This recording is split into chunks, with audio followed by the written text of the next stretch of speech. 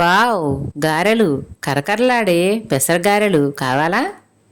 Hi friends, నేను మీ మహా. ఎలా ఉన్నారు అందరూ? అందరూ బాగుండాలి, అందులో నేను ఉండాలి. సండే కదా, స్పెషల్ ఏదైనా చెయ్యి మమ్మీ. పూరీలు పకోడీలు వద్దు, అంతకు మించి ఏదైనా కావాలి అని మా పిల్లలు అడగటంతో మా పతిగారికి కూడా ఎంతో ఇష్టమైన పెసరగారెలు వేశాను ఫ్రెండ్స్. ఎంతో క్రిస్పీగా కరకరలాడుతూ చాలా టేస్టీగా వచ్చాయండి. ఇప్పుడైతే పర్ఫెక్ట్గా కుదిరాయి, కానీ ఇంతకుముందు ఒకసారి వేసినప్పుడు నేను ఒక పొరపాటు చేశాను. అదేమిటి అనేది ఈ వీడియోలో చెప్తాను, క్లియర్గా చూసేయండి. కొంతమంది గారెలు వేసేటప్పుడు పెసరపప్పుతో కాకుండా పెసలతో కూడా గారెలు వేస్తారండి. కానీ నాకు అర్థమైన విషయం ఏమిటంటే, పెసల కంటే కూడా పెసరపప్పుతో వేసిన గారెలు చాలా టేస్టీగా క్రిస్పీగా కరకరలాడుతూ వస్తాయి ఫ్రెండ్స్. కావాలంటే ఒకసారి తేడా మీరే గమనించండి. నేనైతే పెసరపప్పు తీసుకొని వాటిని గాలిచ్చి కడిగి ఈ విధంగా ఫ్యాన్ కింద ఒక గంట 2 గంటలు ఆరబెట్టాలండి. నేను వీడియో స్టార్టింగ్లో ఒక పొరపాటు చేశానని చెప్పాను కదా, అదేమిటంటే ఫస్ట్ సారి పెసరపప్పుతో వేసినప్పుడు నాకు తెలియక ఈ విధంగా పెసరపప్పుని వడగిన్నెలో వేయలేదు. డైరెక్ట్గా కడిగి నీళ్లు వంపి ఆ పైన గ్రైండర్లో వేశానండి. ఇక అంతే, అది గారెల పిండో అట్ల పిండో అర్థం కాకుండా పలచగా జారుగా అయిపోయింది ఫ్రెండ్స్. అందుకే ముందే చెప్తున్నాను, పెసరగారెలు ఎవరైనా సరే ఫస్ట్ టైం వేసేవాళ్ళు ఉంటే గనక పెసరపప్పు కడిగి గాలిచ్చి వడగిన్నెలో వేసి కనీసం 1 గంటన్న ఫ్యాన్ కింద ఆరబెట్టాలండి. ఆ తర్వాతనే వాటిని గ్రైండ్ చేసుకోవాలి.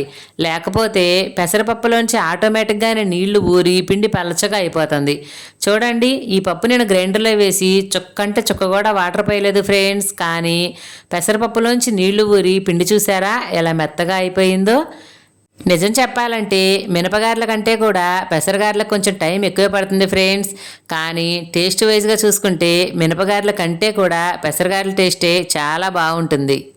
గ్రైండర్లో పిండి అయితే మెదిగిపోయింది ఫ్రెండ్స్. అయితే ఈ పప్పు గ్రైండర్లో వేసేటప్పుడే నేను విడిగా కొన్ని పెసరపప్పు తీసి పక్కన ఉంచానండి.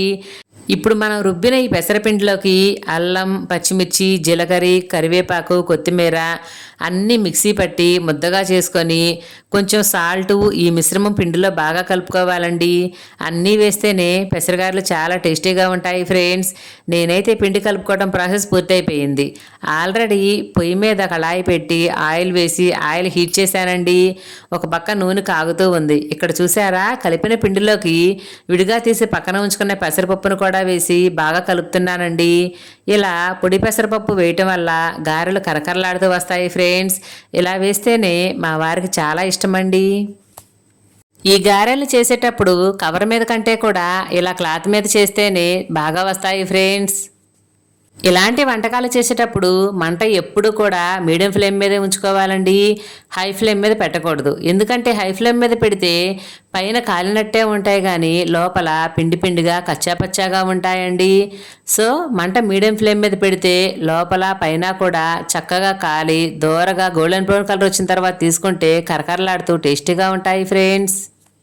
నేను చాలామంది గారెలు వేసేటప్పుడు చూశానండి. ఒకళ్ళు పప్ప చేసి కళాయిలో వేస్తూ ఉంటారు, మరొకళ్ళు వాటిని తీస్తూ ఉంటారు.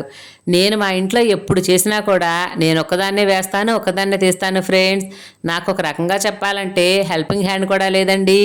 అలాంటప్పుడే అనిపిస్తుంది, అయ్యో ఒక ఆడపిల్లనా లేదే అని. ఆడపిల్లలుంటే కొంచెం హెల్ప్గా ఉండేవాళ్ళు కదా అనిపిస్తుంది. సరే, అక్కడ నుంచి మనం గారెల్లోకి వచ్చేస్తే, ఇందాక నేను ఒక విషయం చెప్పాను కదా, నేను ఫస్ట్ టైం గారెలు వేసినప్పుడు పిండి పలచగా జారుగా అయిపోయిందని. ఇలా మీకు ఎవరికైనా జరుగుంటే నేను టిప్ చెప్తానండి. ఆ జారుగా అయిపోయిన పిండిలో కొంచెం బియ్య పిండి కలపండి ఫ్రెండ్స్. అప్పుడు పిండి కొంచెం గట్టి పడుతుంది, అలాగే టేస్ట్ కూడా బాగుంటుందండి. ఇది నా ఎక్స్పీరియన్స్. మీకు కూడా అవసరం అనుకుంటే ట్రై చేయండి. నేను ఇక్కడ పెసరగారెలు వేయటం అయితే అయిపోయిందండి. పెసరగారెలో కాంబినేషన్గా చికెన్ పులుసు కానీ అల్లం చట్నీ కానీ చాలా బాగుంటాయి. అసలు ఏమీ లేకపోయినా ఉట్టి గారెలు టేస్టీగా ఉంటాయండి. ఇక్కడ మీరు ఒక విషయం గమనించారా, కొన్ని గారెలనేమో దోరగా కాల్చాను, మరికొన్ని వీటినేమో కొంచెం గోల్డెన్ బ్రౌన్ కలర్ వచ్చే వరకు ఉంచాను ఫ్రెండ్స్. ఎందుకంటే దోరగా కాల్చినవి ఏమో నాకు ఇష్టం, గోల్డెన్ బ్రౌన్ కలర్లు వచ్చే వరకు అంటే కొంచెం ఎర్రగా కాల్చినవేమో మా వారికి ఇష్టం. సో ఇద్దరి ఇష్టాలని ఫుల్ఫిల్ చేసుకోవాలి కాబట్టి ఇలా 2 రకాలుగా వేశానండి. టేస్ట్ అయితే మాత్రం ఎక్సలెంట్గా ఉంది ఫ్రెండ్స్. మరి మా గారెలు మీకు నచ్చాయా? నచ్చితే కనుక వీడియో లైక్ చేయండి, షేర్ చేయండి, అలాగే నా ఛానల్ సబ్స్క్రైబ్ చేసుకోండి. మీరు కనుక ఈ రెసిపీ ట్రై చేసి ఉంటే మరి మీకు ఎలా వచ్చాయి అనేది తప్పకుండా నాకు కామెంట్ చేయండి ఫ్రెండ్స్. ఉంటాను. నేను మీ మహాద ముచ్చట్లు ఛానల్. Thank you.